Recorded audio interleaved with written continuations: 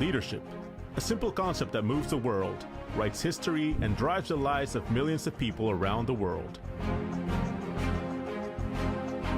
This is a story that celebrates our leadership and makes us proud of who we are.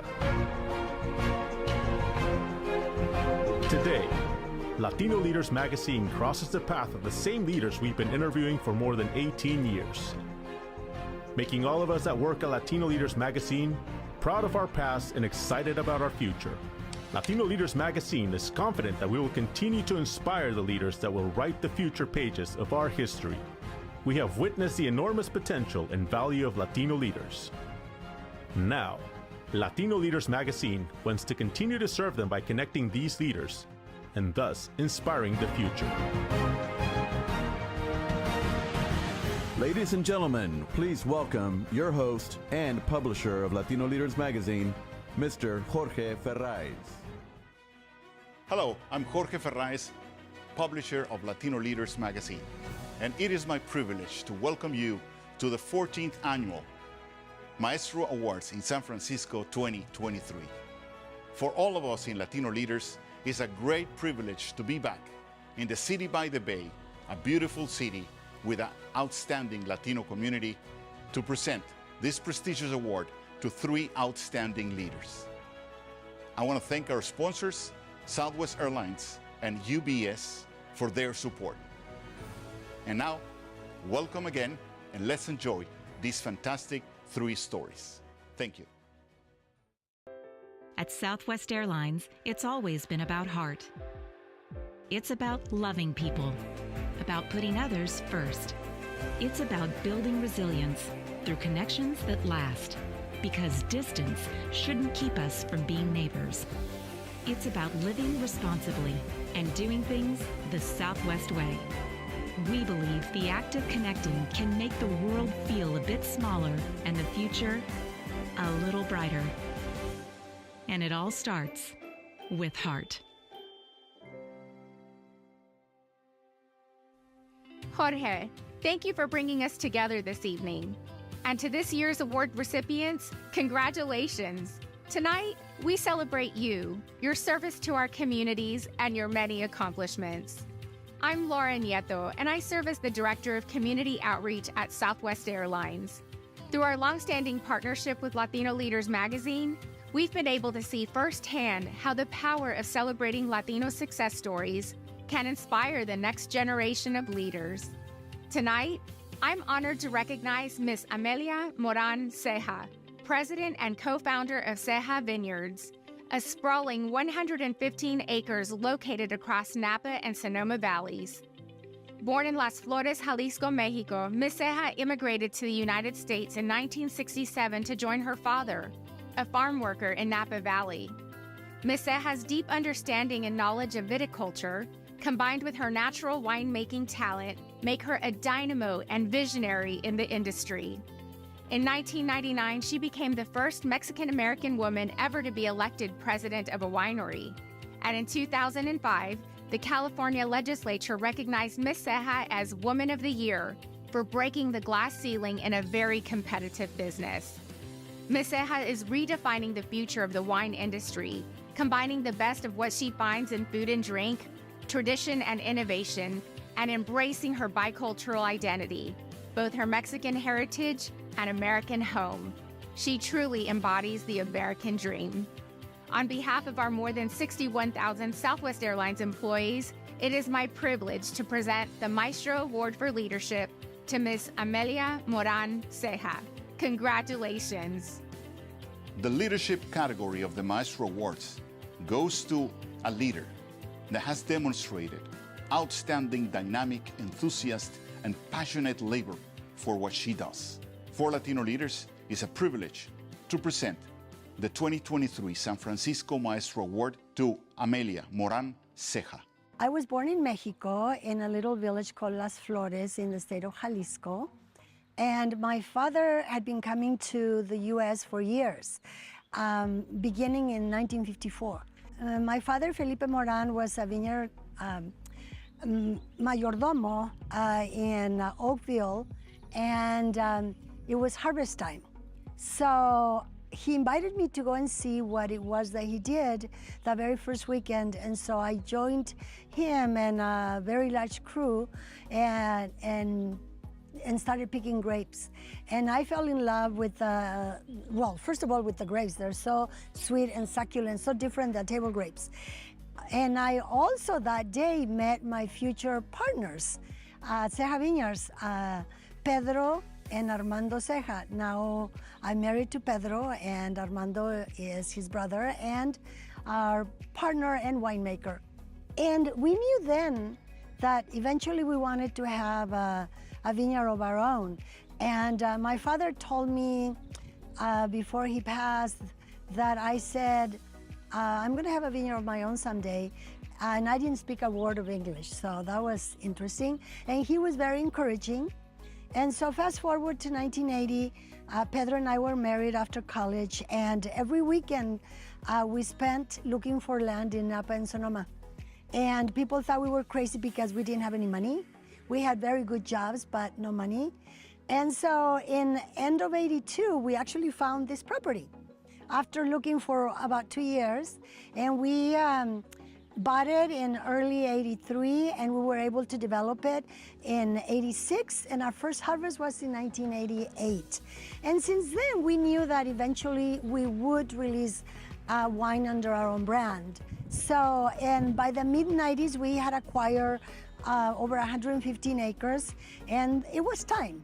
We had been making wine, although not commercially, since our first harvest. And finally, in the mid-90s, we said, okay, it's time. And so in 1999, I left my job in the wine industry to start Ceja Vineyards. And in September of 1999, I was elected president of Ceja Vineyards by my partners.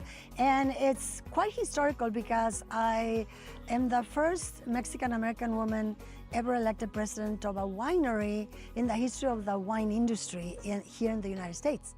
Since the very beginning, I was the only employee, Ceja Vineyards employee for about 3 years. So I had to be very focused, and at that time my children were still young. It was very, very difficult because all of a sudden I started missing a lot of their games or school activities, but I knew that in order to succeed in the wine industry, because it is one of the world's most competitive industries. There are over 10,000, just in the US, there are over 10,000 wineries. And so that I needed to differentiate Ceja Vineyards from all the other wineries. And so I began by, number one, by making sure that people knew about us. So I wrote all the press releases. I mean, and yes, we sent, I sent them to the local newspapers, but why not to the New York Times? I mean, all they can say is no. And I was committed to making sure that the people paid attention to our brand right away. And that focus and dedication to making sure that people knew about our brand, and because a word is faster than a speeding bullet, was our secret weapon, how we really got recognition right away because of the quality of our wines. Then we were able to tell our story, and our humble story that it is thanks to so many people that came before us. On my father-in-law and mother-in-law, and all of the farm workers, which are the real artists of the wine industry. But first we needed to get in. And then we decided that we were going to make sure that the contribution of the farm workers were recognized. And that was our goal. And that was never the case before Ceja Vineyards. I feel that I've been successful because we have surrounded ourselves with really great, intelligent, innovative, creative team. And it's that, being around really amazing people and empowering them to contribute, that really actually makes one successful. And it is just such an added bonus, to be able to actually have a team that is very representative of wine consumers. Traditionally, there are too many gatekeepers in the wine industry, and we just want to make sure that it's open for everyone, regardless of aptitude, whether you are a novice or a master som, that everyone feels welcome. And just empowering people to enjoy wine with whatever they love, that it resonates with people. And also just our welcoming, nuestra casa es su casa attitude, that people feel like they come here and they never want to leave. And that is also very contagious, and so we become, every person that we've met becomes our goodwill ambassador. And that is very powerful, because now more than ever, people rely on their friends for recommendations, for wine, food, where to dine, and that is like the absolutely best, to be referred by a friend. I mean, your friend, to enjoy Serra wines, and that is like, oh my gosh, it gives me such joy, and it's such a joy to be able to know who is enjoying your wines. I mean, the pandemic was very challenging because we sell most of our wine direct to consumers, and our sales channel was cut off because we had to close our tasting room. So that was tough. But you know what? As immigrants, we've already crossed so many borders that we immediately, instead of just doing virtual tastings like everyone else was doing, we said, no, we're going to incorporate food into the equation. So on a Tuesday, less than 2 weeks after we closed our tasting room, we launched Taco Tuesday Vino y Más on Instagram. And that kept Serra Vineyards in people's minds, because people were stuck at home. They were still enjoying wine and cooking. So it was so successful that we literally, we would decide which recipe we were going to shoot the following Tuesday, and with which wines, and people would actually prepare it. And we were live. We moved it to Facebook because we have a lot more followers on Facebook, and we did it for the entire 2020. Our very last Taco Tuesday Vino y Más was the very last Tuesday of December 2020. And guess what? We surpassed our sales expectations during the pandemic.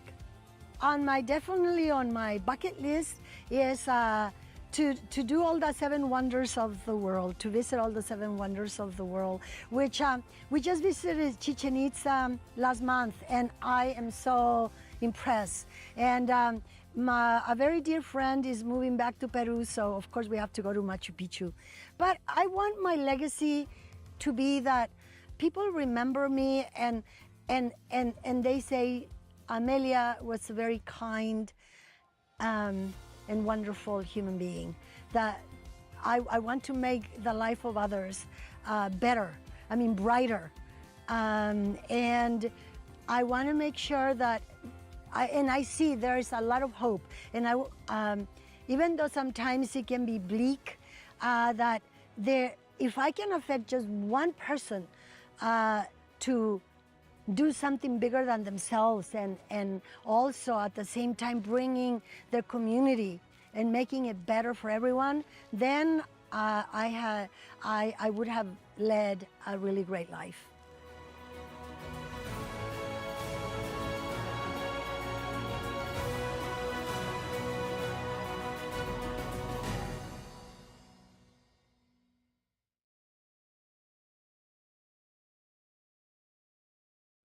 For Latino leaders, it is a great privilege to present the Maestro Award in San Francisco 2023 in community service to a man that has a devoted passion to service and a real vocation to improve his community. For us, it is an honor to present the Maestro Award in category of Community Service 2023 in San Francisco to Chris Iglesias. My father was from Jalisco, and him and his family came to Oakland when he was 13. Undocumented, made the trip, landed in West Oakland, My mother was from Arizona, and she came to Oakland after high school. So both sides of my family settled in Oakland. And my father got hired in the phone company here in Oakland on his 18th birthday, and he worked for Pacific Bell at the time, they called it, for about 38 years. Yeah, so he started as a janitor and just kind of worked his way up. He was drafted into the Korean War, served honorably, and when he was being discharged back to the United States, they were checking the rolls, and they realized that he wasn't a citizen.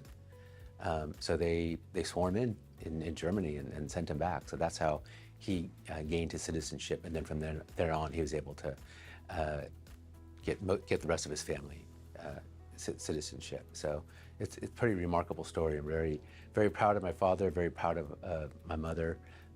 We have a wonderful family, 2 sisters and a brother, all raised in Oakland and around Oakland. Well, I think our parents were very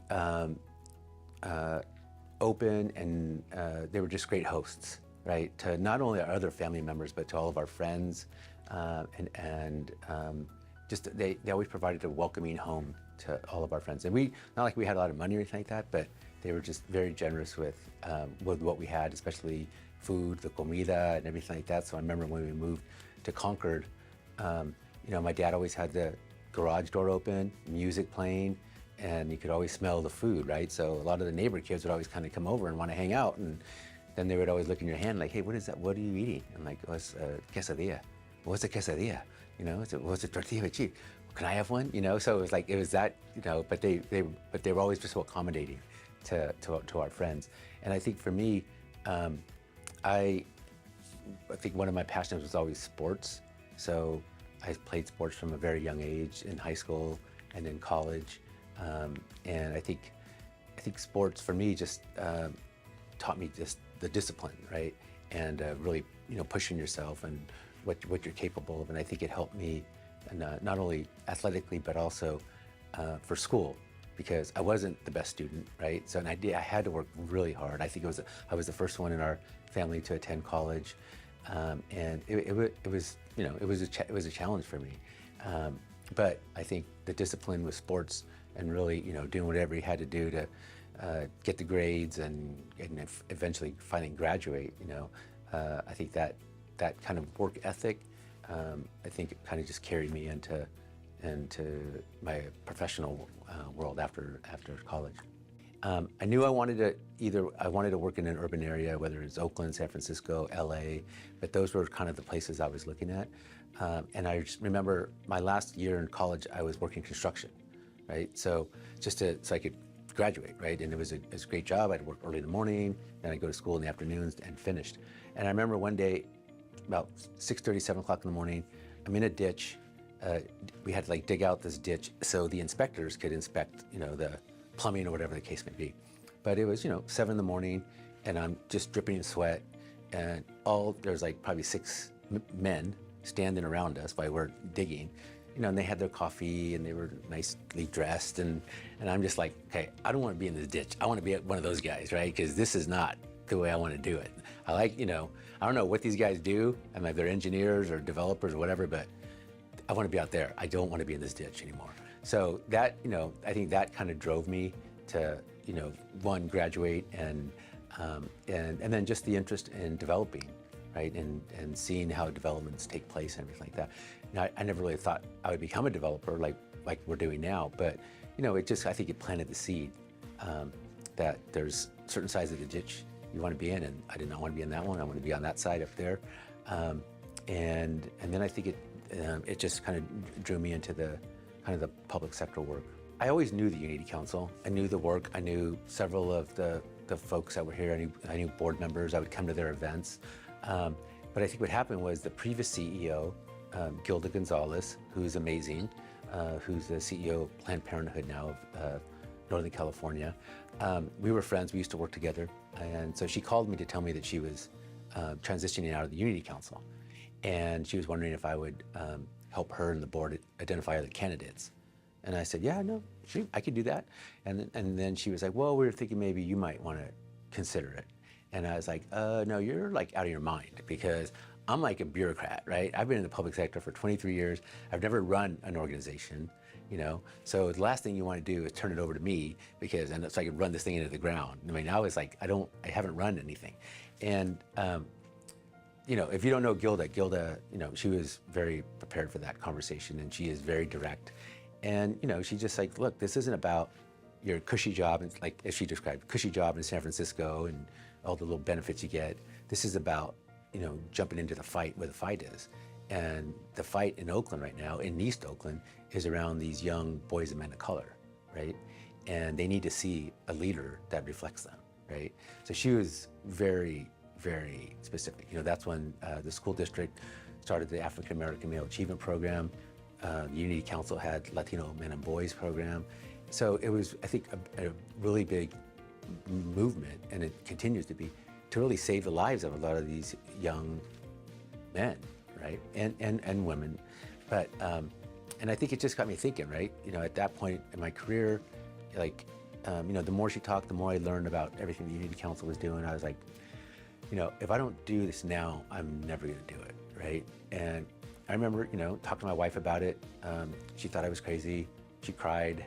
Just for a little bit though, right? You know, she's a CPA, so she's like just thinking practical, right? Well, you can't leave like this San Francisco where you know, you have to retirement and all this other kind. And I get it, I totally get it. But this was about, you know, I think really putting yourself to the test, putting myself to the test, right? Like, okay, I'm gonna go over there and see if I can do this. You know, I have certain ideas that I think what they should be, what they should do, which direction. And Gilda was like, yeah, you should come on over and do it, right? Let's, you know. And so it has been by far the most challenging thing I've ever done in my life, the past 10 years. But it's also been the most rewarding, right? I think what the Unity Council does, what it's built over almost 6 decades is amazing. I think the staff is amazing. It's like, you know, during the past 3 years, which have been really brutal with the pandemic, you know, we never shut down, we continue to serve, and I've seen the most amazing acts of humanity from our staff, from our partners that we work with. So yeah, no, it's been a real honor to be here. We need to create opportunities for not only Latinos but Latinas specifically, right? I mean, every day my staff reminds me, hey, Jefe, you know, like the future is Latina, right? And I'm like, yes, I know that. I see it every day, right? And it really is when you think about it. You know, I think there's more Latinas in college now and everything like that. So it's like, I'm not going to call it a sleeping giant, but I think there has to be more investments in that, internships, scholarships, and kind of in Latinas in general, right? And it's funny because, you know, I always kind of, when I'm in front of corporate partners, right? I always like, you know, hey, do you guys have any Latinas on your board, you know, or in leadership positions, right? Because I know right now they're in your house, right? You already trust them. They're in your house, taking care of your house, right? Taking care of your kids, taking care of your parents, right? And but that's the base. That's like the kind of the giving, that's part of the giving economy, right? But you are missing the boat if they're not in your boardroom and if they're not in the leadership positions, right? I think you need strategies around growing and nurturing Latina talent. And I think that is really going to be, really drive the future of California and the nation in the future. I just kind of feel like I'm continuing, like, you know, my father's work, my mother's work, my grandparents' work, just how they treated people. Yeah, I think, you know, that I was fair to folks, you know, and honest, and really tried to, you know, help folks reach their full potential.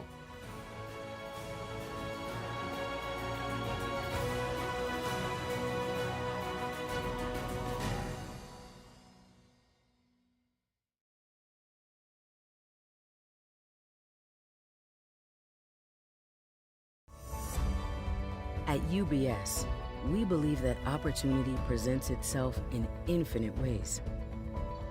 For everything you hope to accomplish, for your family, legacy, and the next generation, we're here to help. You plan to build a business that enriches your community. We're here to help you see it through. with investment solutions that cover the full spectrum of your needs, advice that reflects your beliefs, traditions, and values, and insights that help you pursue whatever is most meaningful to you. Reaching your dreams on your terms matters. With the right team at your side, the possibilities are endless. Let's build your future together. Invest to advance.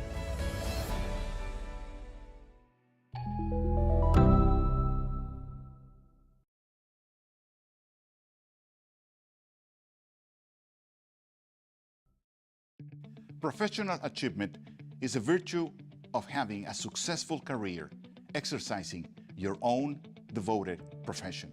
This year, the category of professional achievement for the Latino Leaders Maestro Award in San Francisco is presented to a relentless leader with a talent for finding opportunities. It is a privilege for us in Latino Leaders to present the Maestro Award in San Francisco for Professional Achievement 2023 to Elmi Bermejo. My family is from Yucatan, Mexico. My father and my mom also born in Yucatan. And my dad started coming to the United States under the old Bracero program, which was designed to bring workers from Mexico to work in the fields. My dad was always very, very entrepreneurial. And he figured out at that time the immigration laws were way different, and you can become a legal permanent resident as a result of this program. And so he did that. He was about, oh, what's the paperwork? And my mom, so then he decided he really liked this country, that there were very many opportunities. So my mom came and she liked it. And he says, if you like it, okay, we'll bring the kids, because I was born in Yucatan. And my sister and I came. We came kind of in shifts, because he said, we need to make sure that we're integrating ourselves, but we have the means. Like, he had a plan. My dad opened from the fields. He had a cousin who worked in a restaurant business. And so my dad worked with him. Then my dad bought a small coffee shop that he named after my mom, who is also named Elmi, Elmi's Coffee Shop. And my dad worked, it was open from like 6 a.m. until 4 o'clock.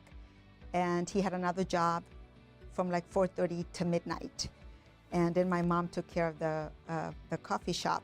So with that, 2 jobs, he saved enough money and he purchased a building in Gary, here in San Francisco, that was owned by, it was an Italian restaurant.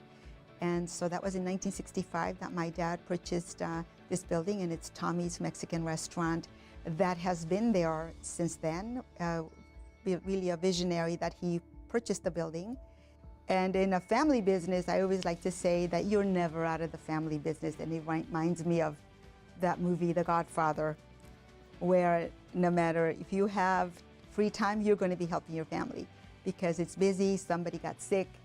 But I think at the same time, those kinds of skills make you, your entrepreneurial spirit, like you're ready for anything and nothing throws you off. And something's broken, okay, we'll fix it. Somebody didn't show up, I'll roll up my sleeves and wash the dishes if I have to. And I think that's also the entrepreneurial spirit that my dad and my mom passed on to all of us. I got into public service by accident. I had gotten a scholarship at USF, and I needed to have an internship. So I went to the community college. I knew someone in the counseling office. And at first they thought I was a student. They kept telling me to sit down. And I said, I'm really here to help you.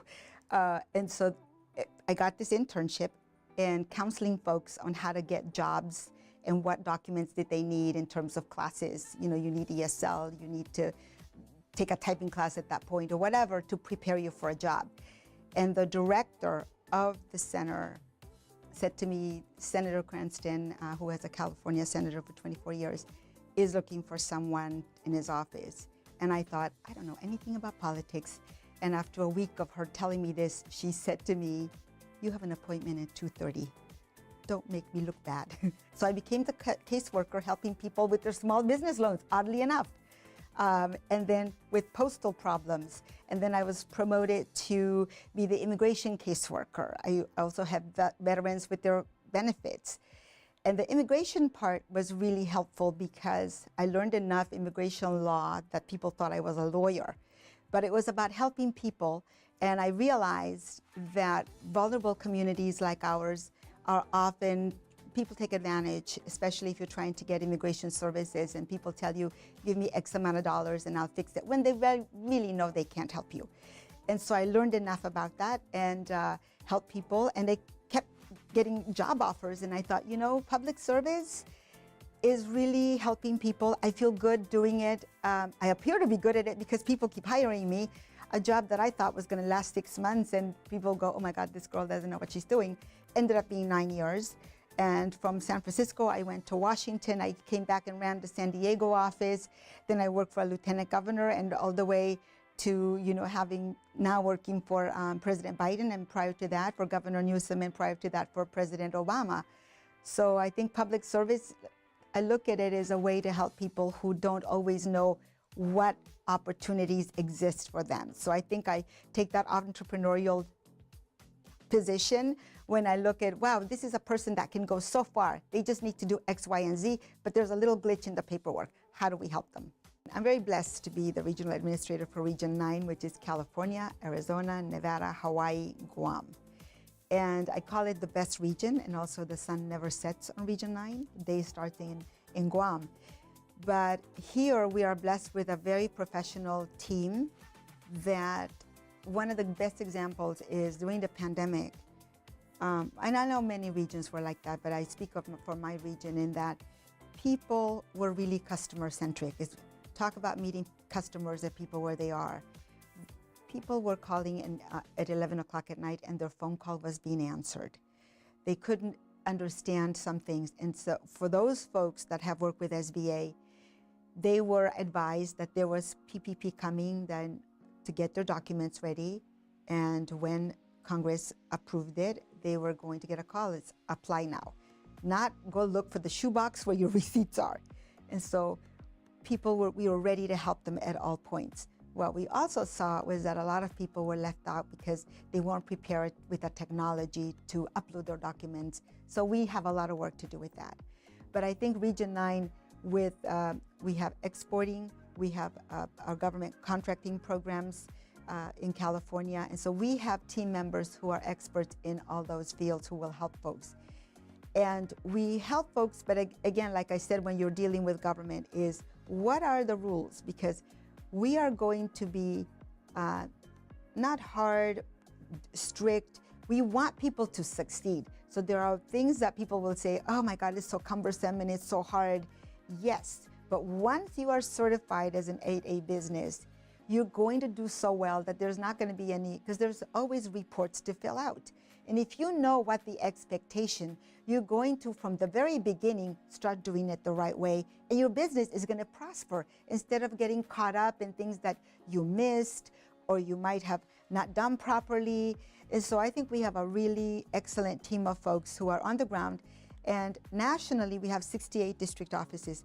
I do believe that SBA is probably one of the few federal offices that still has people on the ground the way we do, where people understand, like if I could walk in, when I go to Las Vegas, our director, Saul Ramos, is like, let's stop here. We gave them a PPP loan, and he knows the owner, and the owner is there.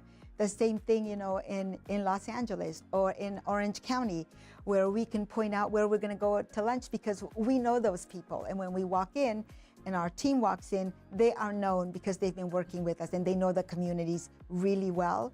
That I think that is lost as when we put everything. So sometimes with funds and we close offices or things like that, you lose that flavor of really being on the ground and helping those people. And it loses a little bit of the meeting customers where they are. And our administrator, Isabela Casillas Guzman, is very much about making sure we are meeting people where they are. And I think that's what the success is of the Small Business Administration. And that is also why I think we were the agency that deployed all these benefits and grants during the pandemic. Sadly, my father passed away in 2011. My mom is now 88. And believe it or not, my mom still looks at all the accounts for the restaurant and she'll say, have we paid this? Oh yes, we paid this last week. Make a note of that. She's just very much at 88 running things, and she's just very much aware. And so that gives me joy. And I go to the restaurant just to see what's going on. And sometimes there's a part of me that feels like my dad is there. And then for fun, I love to travel. And also I think these times, you have to really dedicate yourself to what is meaningful for you and making memories and being with people that you love. And I think it's important, no matter how busy you are, to say, I'm gonna take even 10, 15 minutes. Because even if you're somewhere for 48 hours where you're traveling across the world to be with somebody that you love or a good friend or an occasion, it just means so much. No one can take that away from you. And you don't have to wait for that special moment, because you never know what life is going to throw at you. But whether it's the economy, a pandemic, but your friends and your family and the people that you work with that are meaningful to you or will always carry you through.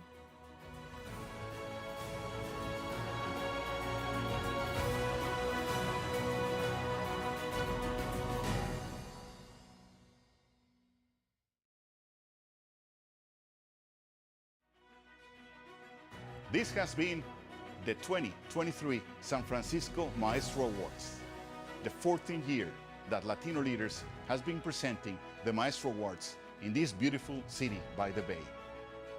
For all of us in Latino Leaders, it has been a privilege to come and present our most prestigious award to these three outstanding leaders. Thank you to our sponsors, Southwest Airlines and UBS, for their support. I look forward to seeing you next year. Thank you very much.